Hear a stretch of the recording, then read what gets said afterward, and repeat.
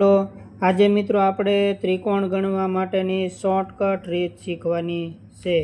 તો આ પહેલી આકૃતિમાં આપણને સરળ રીતે દેખાઈ આવે છે કે આમાં એક જ ત્રિકોણ છે, પણ એક આકૃતિમાં એક કરતાં વધારે ત્રિકોણ હોય ત્યારે આપણે કઈ રીતે ત્રિકોણ ગણવા? તો જ્યારે આકૃતિમાં છે એ આડી લાઈન આપેલી હોય ત્યારે કઈ રીતે ત્રિકોણની ગણતરી કરવી એ માટે તમને શોર્ટકટ રીત શીખવાડું। તો આ આકૃતિમાં આડી લાઈન ગણી લેવાની, આ 1 2 એટલે આ આકૃતિમાં કુલ 2 ત્રિકોણ છે। આ આકૃતિમાં આપણે આડી લાઈન ગણીએ તો આ 1 2 3, તો આ આકૃતિમાં કુલ 3 ત્રિકોણ છે। ચોથી આકૃતિમાં જોઈએ તો આડી લાઈન આપણે ગણીએ તો આ 1 2 3 4, તો આ આકૃતિમાં કુલ 4 ત્રિકોણ છે। હવે પાંચમી આકૃતિમાં કેટલા કુલ ત્રિકોણ થાય છે એ ત્રિકોણ તમારે મિત્રો કોમેન્ટ બોક્સમાં જણાવવાના છે।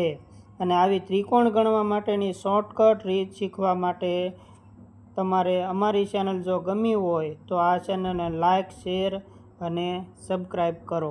તો આજે મિત્રો આપણે ત્રિકોણ ગણવા માટેની શોર્ટકટ રીત શીખવાની છે।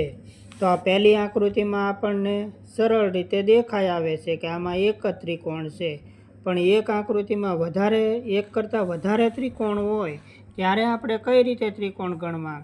તો જ્યારે આકૃતિમાં છે એ આડી લાઈન આપેલી હોય ત્યારે કઈ રીતે ત્રિકોણની ગણતરી કરવી એ માટે તમને શોર્ટકટ રીત શીખવાડું।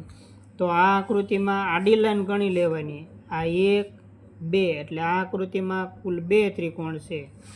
આ આકૃતિમાં આપણે આડી લાઈન ગણીએ તો આ 1 2 3, તો આ આકૃતિમાં કુલ 3 ત્રિકોણ છે।